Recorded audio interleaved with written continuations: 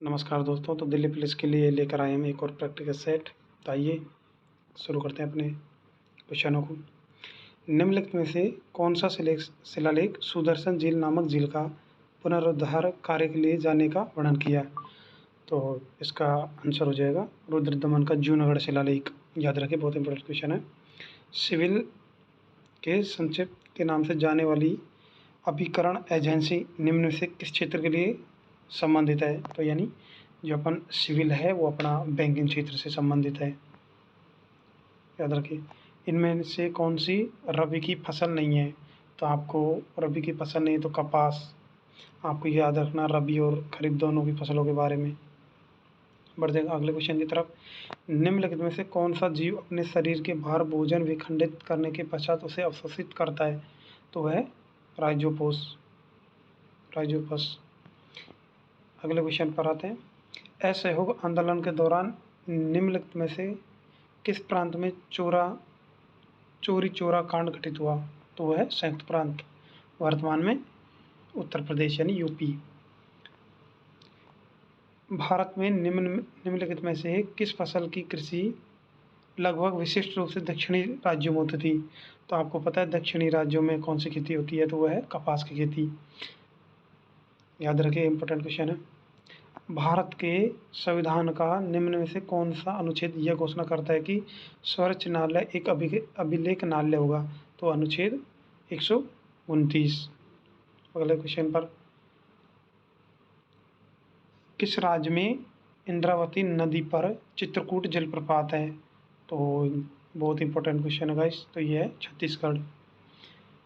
केंद्रीय बजट, आपको जो भी केंद्रीय बजट 2023 का है उसके बारे में बहुत ही डिटेल से पढ़ना है और उनको याद करना है।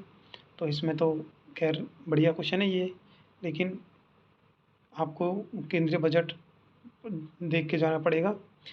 तो आइए क्वेश्चन पर। केंद्रीय बजट 2021 के अनुसार कब तक 1 लाख करोड़ मत्स्य का उत्पादन निर्यात क्षेत्र का लक्ष्य रखा है? तो है 24-25 तक।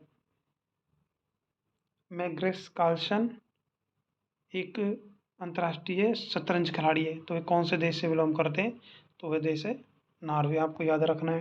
जैसे राफेल है और नोवाक जोकोविच है, तो आर्या सबलिंका है, ईगा श्वेटेक है। तो आपको ऐसे शतरंज के खिलाड़ियों को याद रखना पड़ेगा उनके देश से संबंधित। अगले क्वेश्चन पर, निम्नलिखित में से किस राज्य में दैमाबाद नामक ताम्रपाषाणकालीन संस्कृति स्थल है? तो वह महाराष्ट्र। दैमाबाद नामक महाराष्ट्र में था। याद रखिए, इंपॉर्टेंट क्वेश्चन है। अगले क्वेश्चन पर आते हैं। निम्नलिखित में से किसके हृदय में 2 प्रकोष्ठ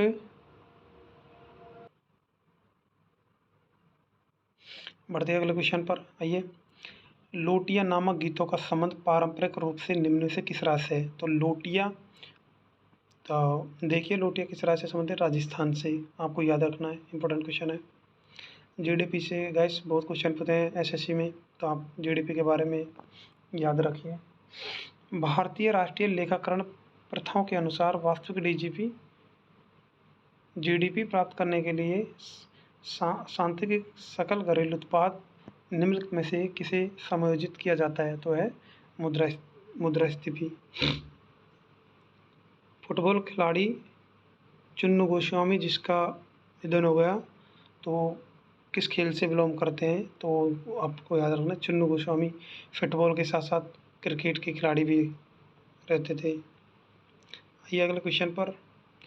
तो आपको देखिए, ये तो मई 2020 में निधन हो गया साहित्य अकादमी विजेता देवेश रॉय का। तो आपको 2023 के याद रखने हैं। तो देवेश रॉय का संबंध है बंगाली भाषा से। अगले क्वेश्चन पर 17 नंबर पर, पीएम स्वनिधि नामक योजना के लिए लक्षित समूह निम्न से कौन सा है? तो रेहड़ी पटरी वाले के लिए। इसमें हम 10,000 रुपये तक का लोन ले सकते हैं। तो आपको सभी योजनाओं के बारे में अच्छी तरह से पढ़ लेना है, एक योजना का तय है आना। अगले क्वेश्चन पर, भारतीय अर्थव्यवस्था में नकदी का प्रबंधन निम्न में से किसके द्वारा किया गया? तो है भारतीय रिजर्व बैंक। याद रखना। निम्नलिखित में से किस फसल की आनुवंशिक रूप से किस्म को भारत में उगाने की अनुमति हैं, तो वह है कपास। याद रखना, इम्पोर्टेंट क्वेश्चन है। अगले क्वेश्चन पर आते हैं।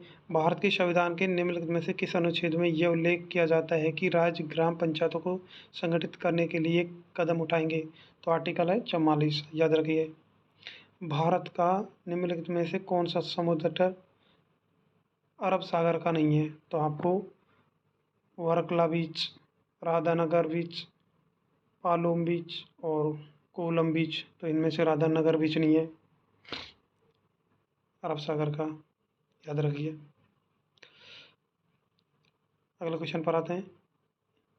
ईस्ट में एबीवीए सेशन के दौरान निम्न से कौन से उत्पादन बनते हैं? तो वह है हमारा उत्पादन बनते हैं ethanol plus carbon dioxide plus ऊर्जा। अगले क्वेश्चन पर, जिस दर पर किसी देश का केंद्रीय बैंक अपने क्षेत्र में वाणिज्य बैंकों से धन उधार लेता है उसे निम्न में से क्या कहा जाता है? तो याद रखें, उसे रिवर्स रेपो रेट दर कहते हैं। अगले क्वेश्चन पर, मानव तंत्रिका के संदर्भ में तंत्रिका कोशिका निम्न में से कौन सा भाग सूचना प्राप्त करता है? वह द्रुमश यानी टेटाइट।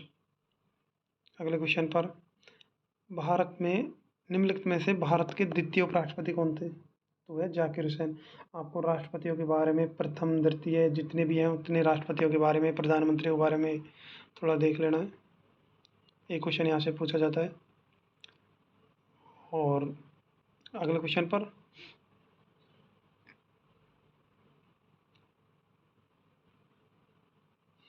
ये 2019 के हैं, इनको मत देखना। आपको 22 या 23 का करंट है इतना।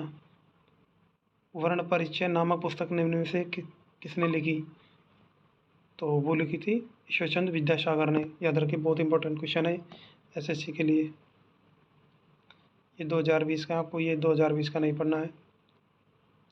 1946 में अंतरिम सरकार में रक्षा मंत्री के रूप में निम्न से किसे नियुक्त किया गया था? वो तो वह थे 1946 में अंतरिम सरकार के रूप में रक्षा मंत्री के रूप में बलदेव सिंह। याद रखिए। अगर बढ़ते हैं अगले क्वेश्चन पर, प्राचीन कालीन लाड खान मंदिर निम्न में से किस राज्य में स्थित है? तो वह है किस स्थान पर है? तो एलोहुल। याद रखिए।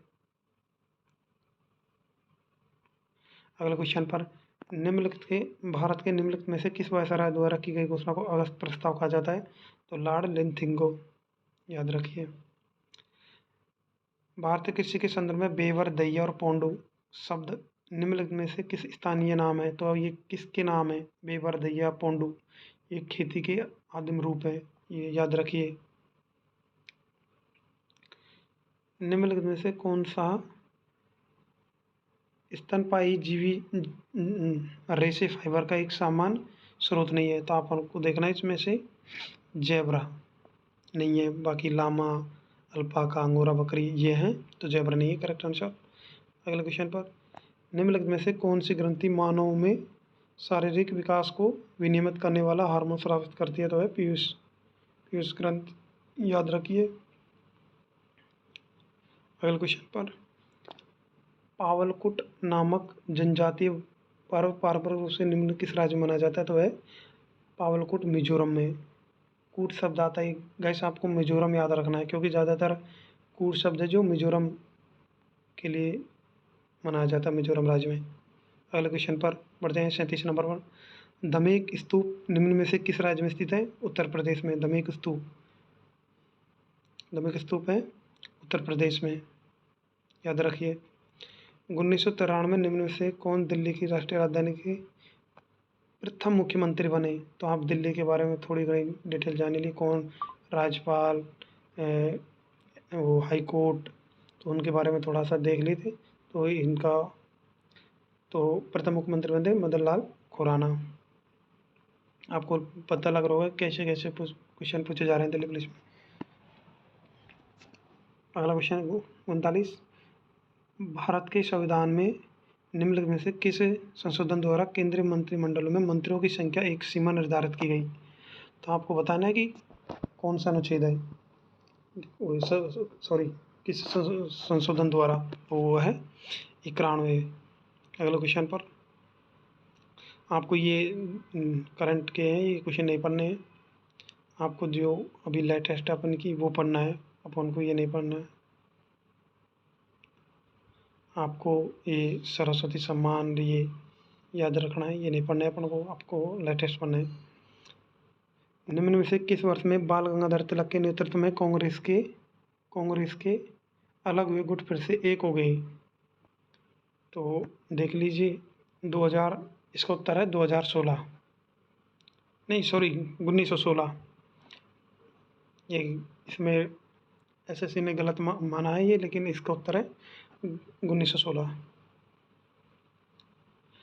मडई नामक जनजाति पर्व पारंपरिक रूप से किस राज्य से संबंधित है? वह छत्तीसगढ़ है। तो आपको याद रखना है, थोड़ी हर एक स्टेट की जाति वगैरह में भी थोड़ा ध्यान रखना है कि कहाँ से कौन सी जाति बिलोंग करती है आपको। जैसे मंडई जनजाति छत्तीसगढ़ में, तो आपको ये याद रखनी है। येमसे नामक जनजाति पर्व किस राज्य से? अगर आपको पता लग जाएगा ना, जैसे येमसे जनजाति है, तो आप उत्तर तुरंत मार दोगे नागालैंड। तो आपको जातियों से भी याद रखना पड़ेगा। अगला क्वेश्चन 47 पर, भारत में साइमन कमीशन निम्न से किस वर्ष में आया था? तो 1928 में भारत आया था।